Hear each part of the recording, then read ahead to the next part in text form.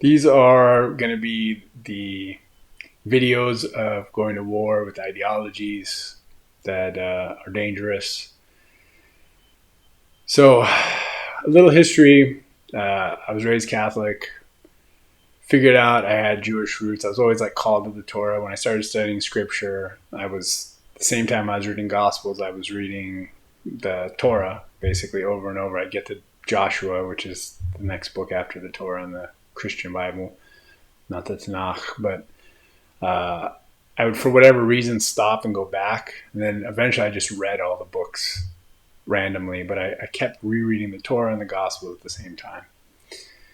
And I had a lot of Jewish women come into my life. It's like Hashem was always calling me back, and realized I'm pretty sure we had a Jewish conversion from Judaism in the women's line. Our family was Polish, Ukrainian, born in Ukraine, so really we claim like Polish, but your great grandma was born in the Ukraine, and where like Chassidut comes from, and I think they converted because of some of the ideologies there. But I dated at 18. I call her my high school sweetheart. 19.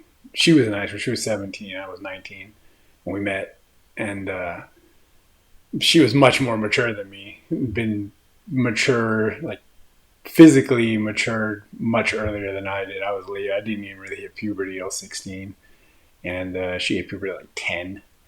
And but very Jewish, New York Jewish mom, very Jewish family. Grandma lived in Florida. The whole deal, like about as stereotypical American Jews as it gets. And they got me my first Torah, my first like Chumash. Uh, was the Chabad, like the Stone edition. They got it for me in Crown Heights. Like she went back to New York, and she happened to go to Crown Heights to a bookstore, and my Chumash was a Stone edition, which ended up being the Chabad one, which was awesome.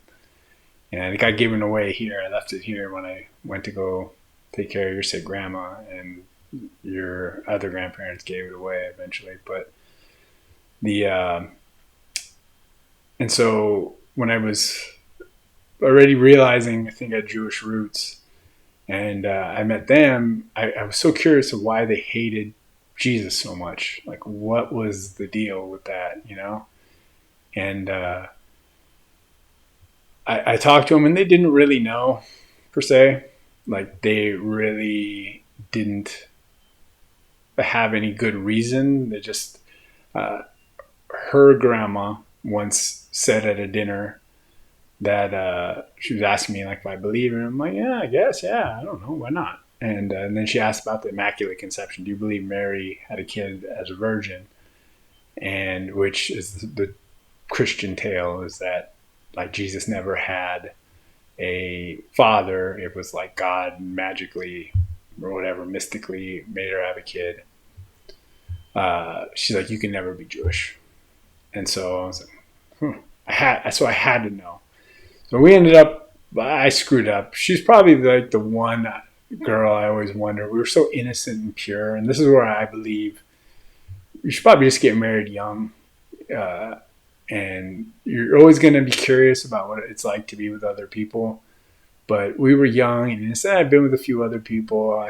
I think I was her first. And it's, you just go to experience life together. Maybe you make it, maybe you don't. Divorce rates aren't much higher for high school sweethearts than they are for other people. But if I don't regret anything in my life because it all took me to where I needed to be, I feel like. But if I could go back and see what life would be like, I think, I listen to all these adult men who are like, you need to go sleep around and meet more girls and this and that.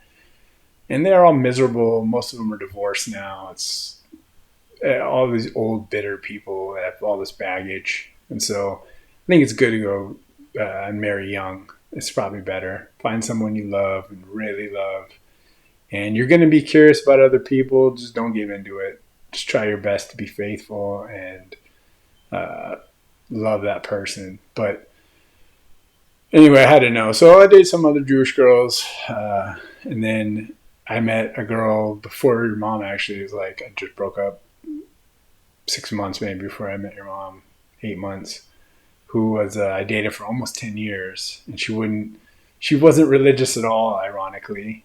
And she got religious because of me. And we got into Chassidut together. And it was really so for like 10 years we were together with the Orthodox community, I learned all the things I did about Jesus and what he really was and what the Jewish stories are that they don't talk about. And so that's what I'm going to tell you, because you need to know this. Because on my side, my family doesn't want to convert back to Judaism, even though I really did. And we'll talk about why I don't so much anymore in some of the up and coming videos of ideologies that we have to battle.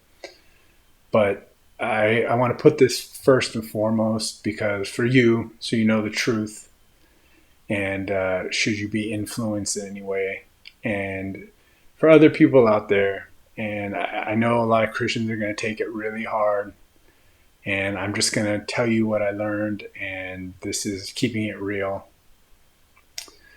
But you should know this, and the world should probably know this. So, the biggest beef Judaism has with Christianity is that they consider them idolaters in that they worship Jesus, whose Hebrew name was Yeshua.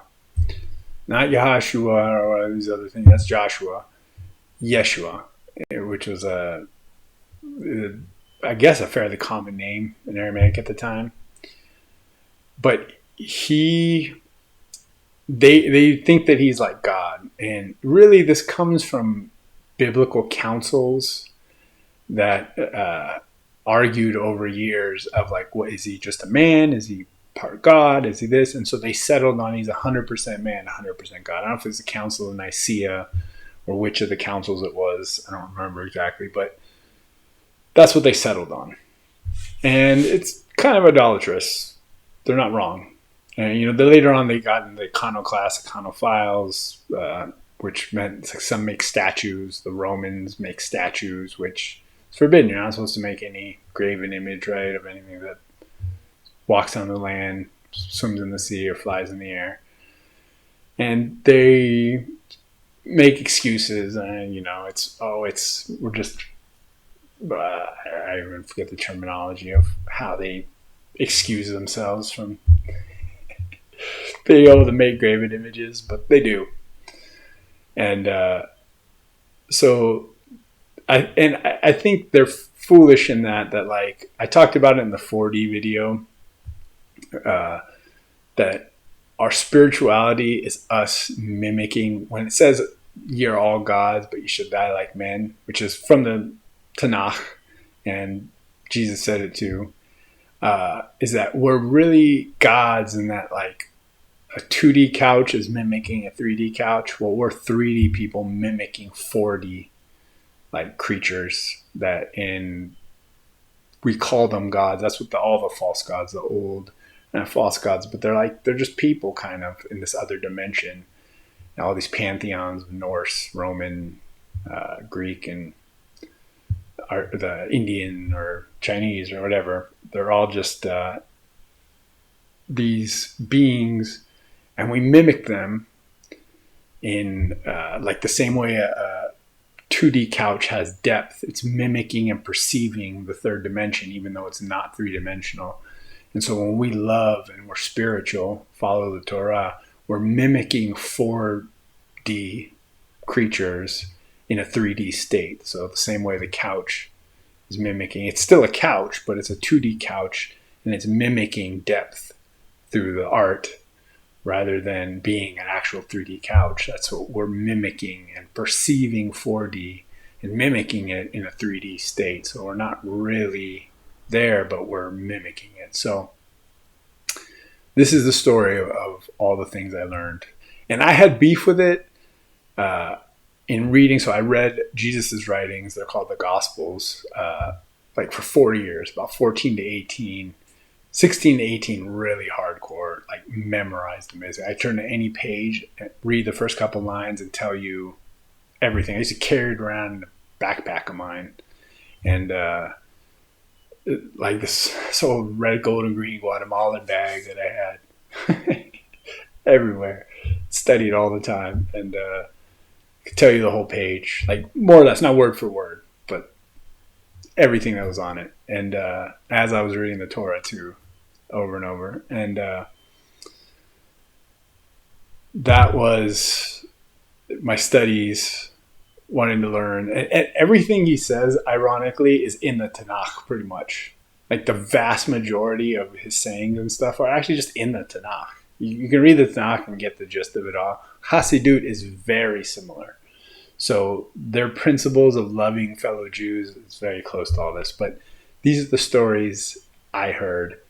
I broke away because of Paul. There's another writer who wrote a lot of the letters that are part of this Christian literature. And he teaches completely different. If you actually read it, you start reading the other guy. This Paul guy teaches all kinds of crazy stuff. We'll do a separate video about that.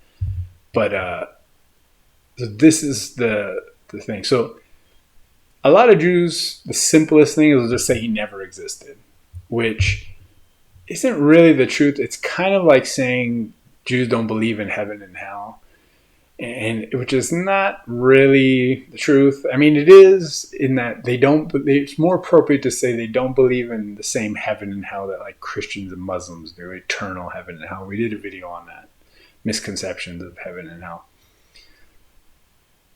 They don't believe in them like how the book says, and arguably things were added. The immaculate conception some people argue it's like Constantine, and different people argued it. It's a very Greek Roman idea. So I read Greek mythology really young, and visiting your great grandparents on my stepdad's side, who your last name is named after in Illinois.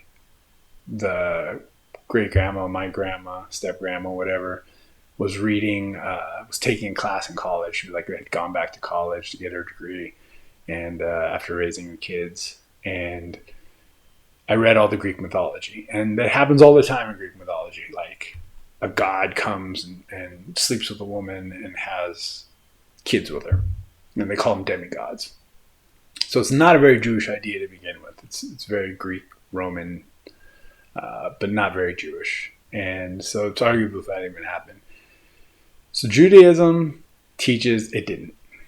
So this is after years of talking to people and gaining trust. Now they just knew how much I loved Hashem and was into the Torah. And I wore tzitzit and kippah and dressed in my own like black and white and which, Hasidim think are like the most humble color. That's why they wear them.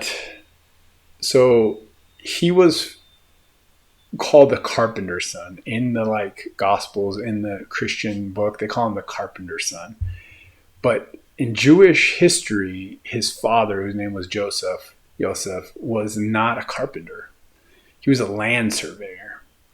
And when they call him the carpenter's son, what they're saying is that there was still a group of Ethiopian carpenters, like the Ethiopia here, but they weren't Jewish yet. They were just Ethiopians who lived from the time of Queen of Sheba, Makeda. And they had come help Solomon build the temple and done some carpentry work for him. And a small community of them stayed in Eretz Yisrael and were living in Israel. And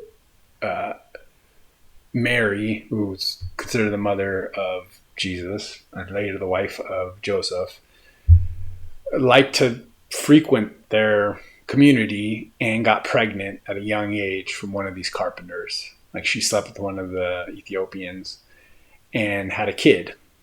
So he was half black. So when black people try to say, oh, Jesus was black or like whoever, he was actually, they're half right. He was half Jewish, which traditionally looked like Sephardi. Like, your family is North African or like any of the Middle Eastern Jews, Sephardi, Mizrahi, probably more appropriate, even though there's no Mizrahi chief rabbi. It's all just Sephardi is the blanket term now.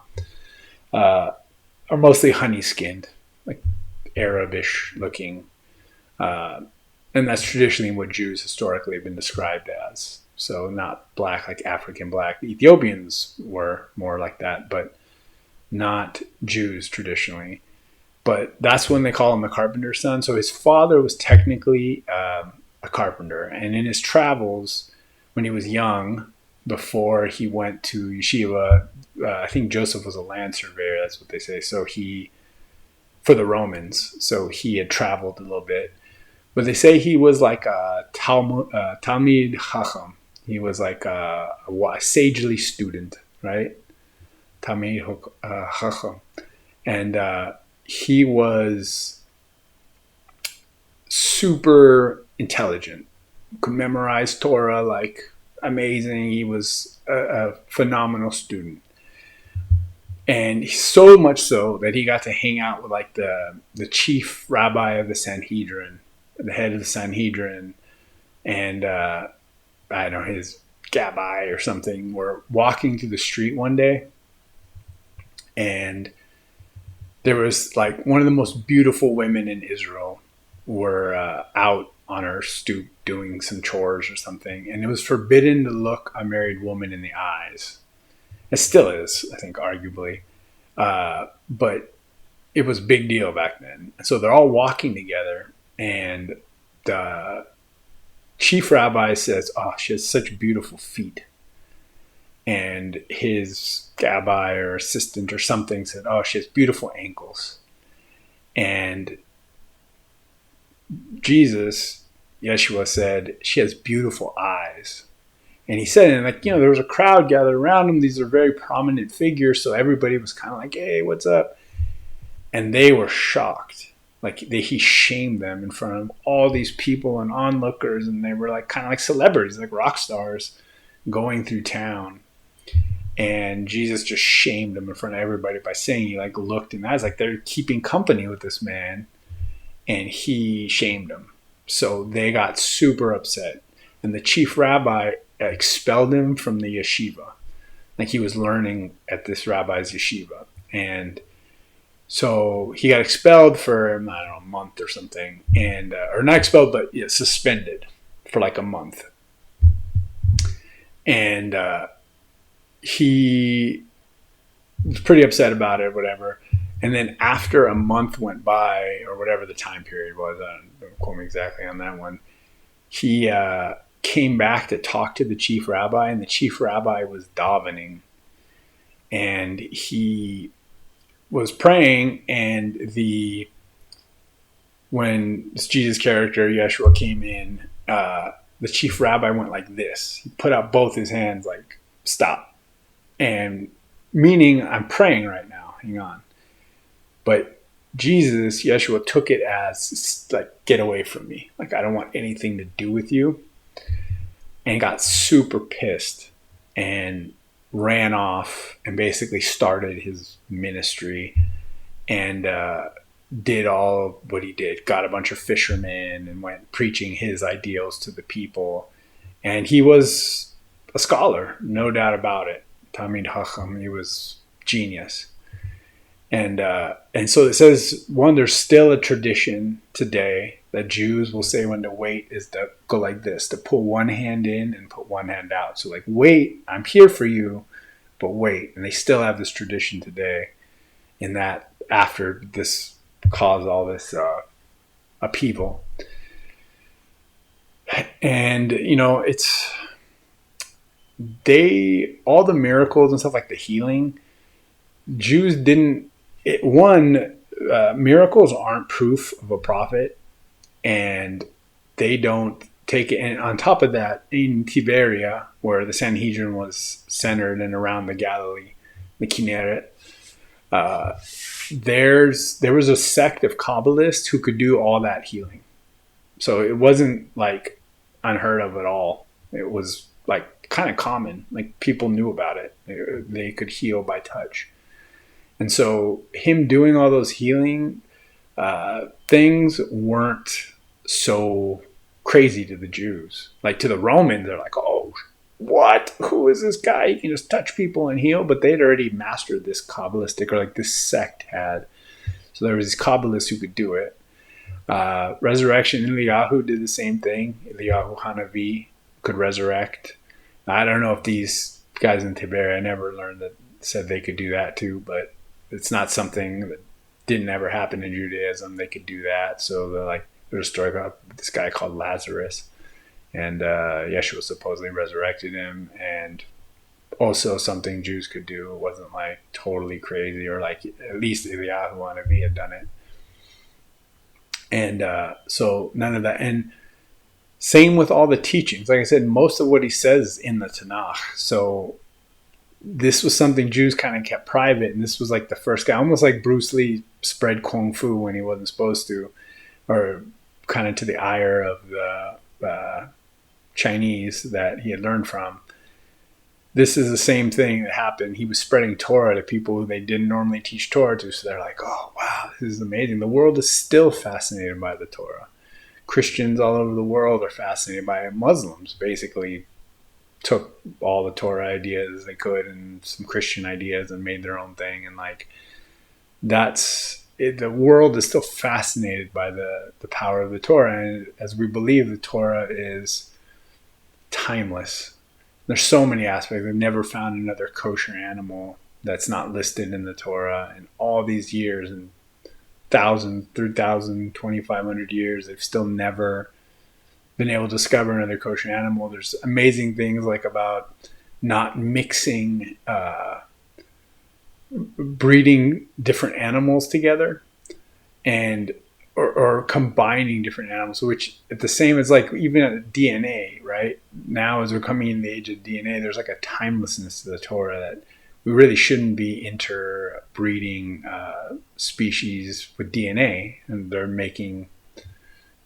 putting spider DNA in goats to make Kevlar from the milk, and putting salmon genes in tomatoes and all that kind of stuff, which I think really should be forbidden according to the Torah.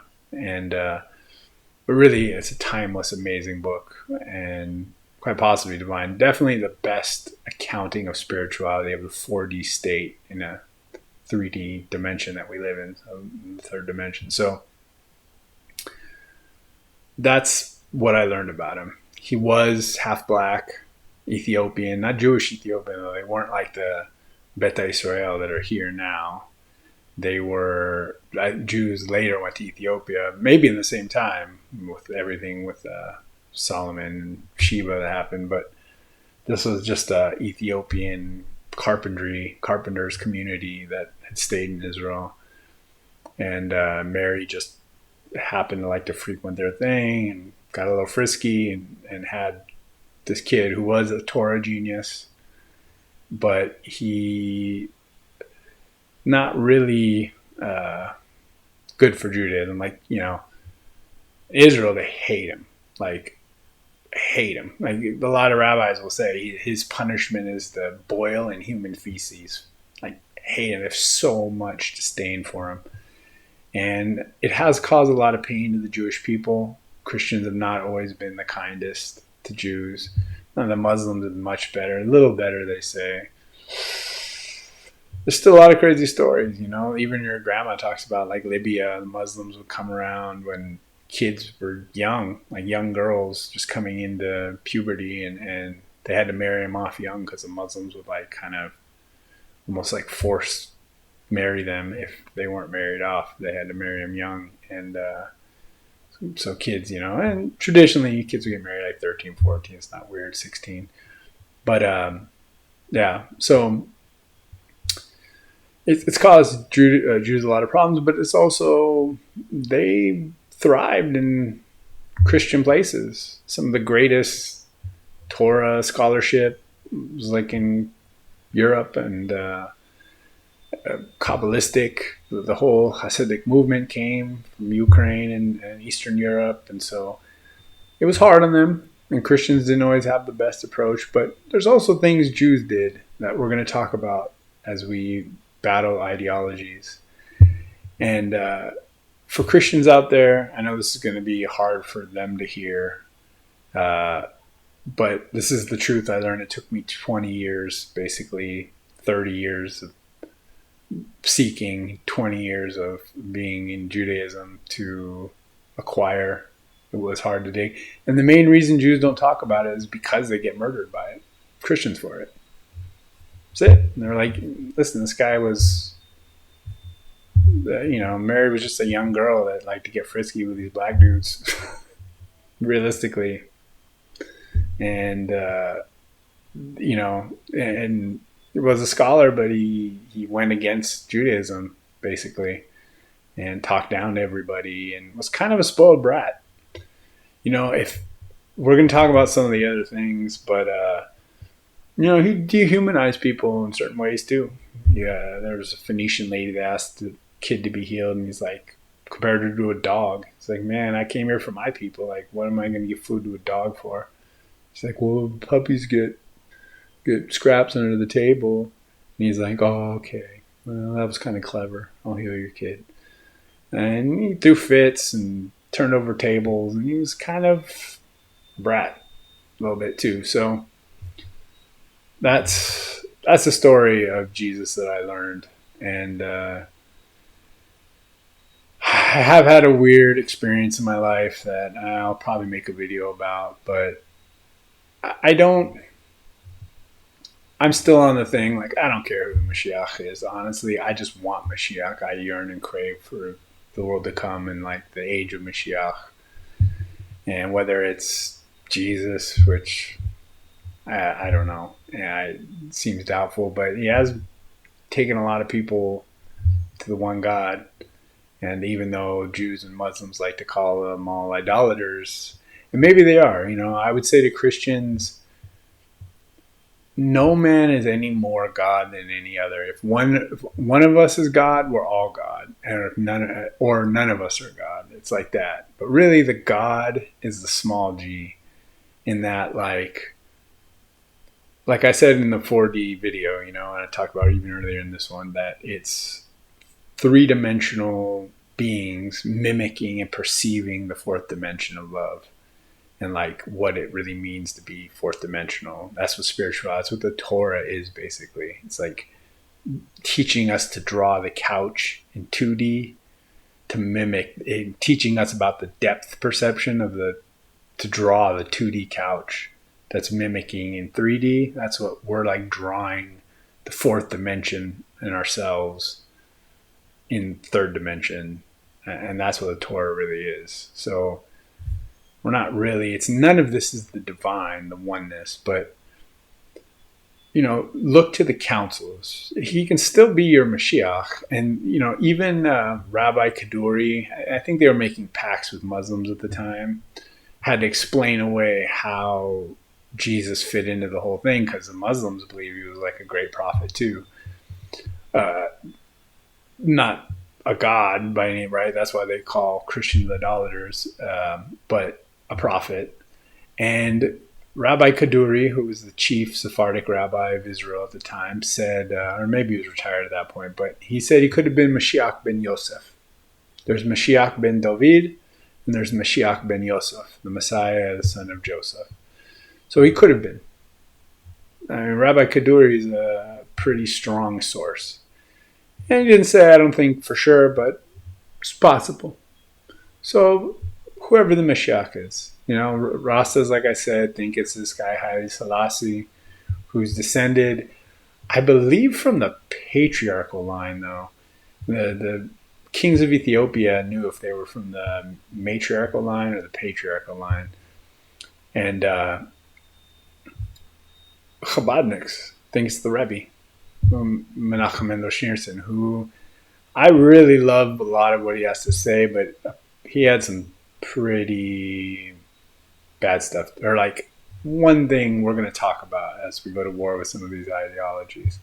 So I suggest Christians, if you really want to make peace with your brothers, you can still have them as your Moshiach Ben Yosef, or like your introduction to Torah, and maybe take it easy on the like God stuff. they argued this in the beginning. Is he 100% man, 100% God? And they said both. But I think everybody is 100% man, 100% God. Our flesh is all 100% man. Our soul is 100% God. And so it's, I don't know.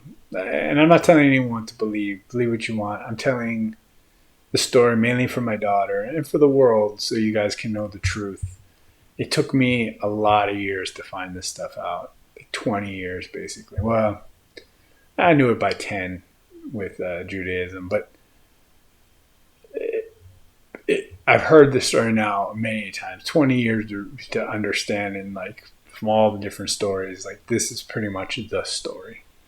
And and there's like a great rabbi he was a student of, and there's more to the whole story. And I think even some people tie him into Shammai. There was Hillel and Shammai, and he was a student of Shammai, like from Shammai school, kind of, which is not Judaism went mostly with Hillel. They still quote Shammai sometimes, but they were like two rivals, kind of like Rashi and Rambam, and tend to go one way or another. Rabbinic Judaism went with one more than the other, and Hillel tend to be the one Rabbinic Judaism went with.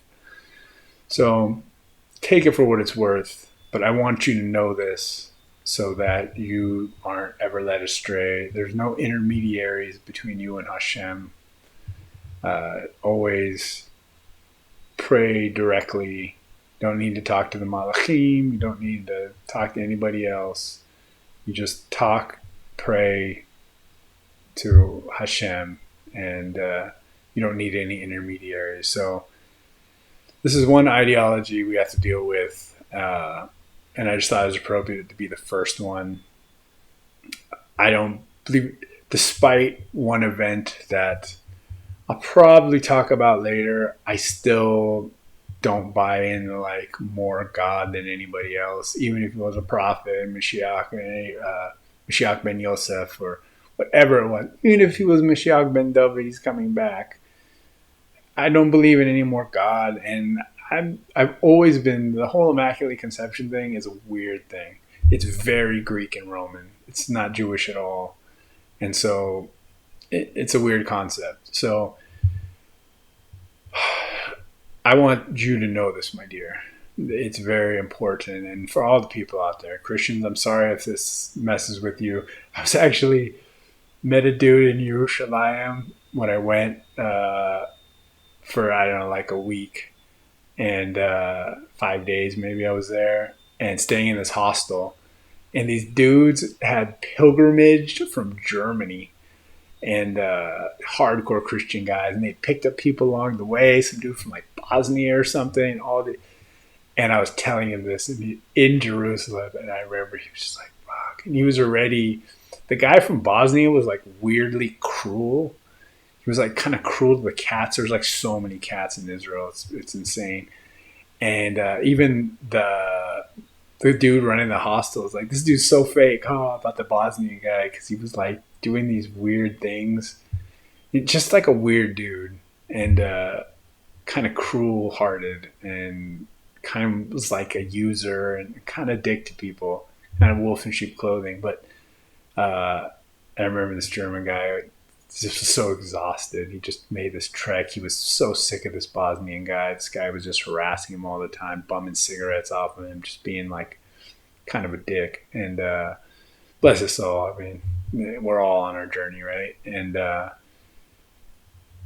it was hard for him. I could tell, but I'm here for the truth, and the truth is definitely not something that makes people like popular or like people want to hear it. But this is the truth I've learned, and I need to tell my daughter, most importantly, but for everybody out there. And so I wish the blessing for everyone of being willing to accept the truth, regardless whether it's what you wanted to hear or not. Because that's a really hard thing to deal with. And, we all have these things made up, and we're so firm about specific ideologies.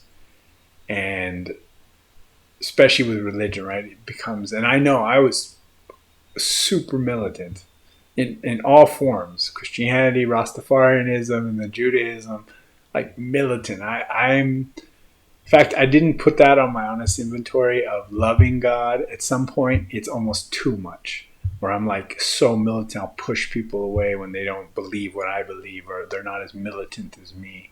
Iron sharpens iron. I got to be around people who are like as militant as me. It's dangerous. And for everybody, Christians, Jews, and Muslims.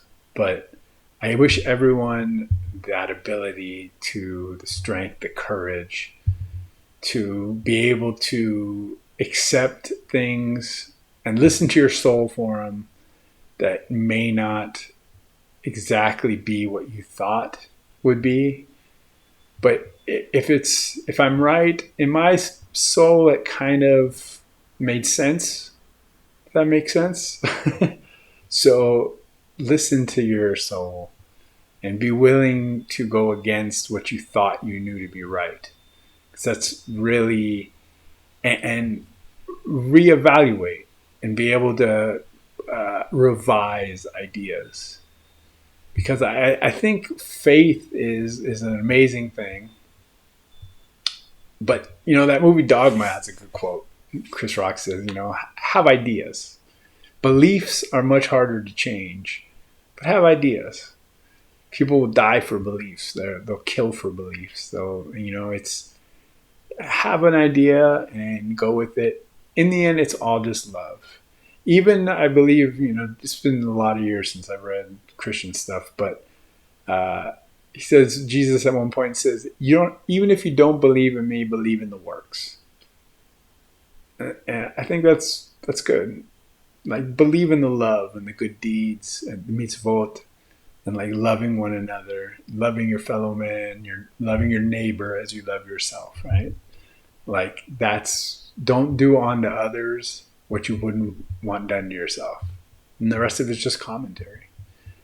Like, that's the most important rule. It's like love, be kind, and treat others. Love others like you love yourself. Don't do to them what you wouldn't want done to yourself. That's the most important thing. And so I wish everyone that blessing and that strength, as hard as it is sometimes to reevaluate beliefs that we're super entrenched, embroiled in. But I wish it for all of you. And let's do this, people. Save the humans. Trying to be a better man. Oh yeah. Trying to do the best I can. Oh yeah. And I'm gonna do right thing. Do right thing. No matter what they want to say. And I'm gonna still fight for you. Still fight for you.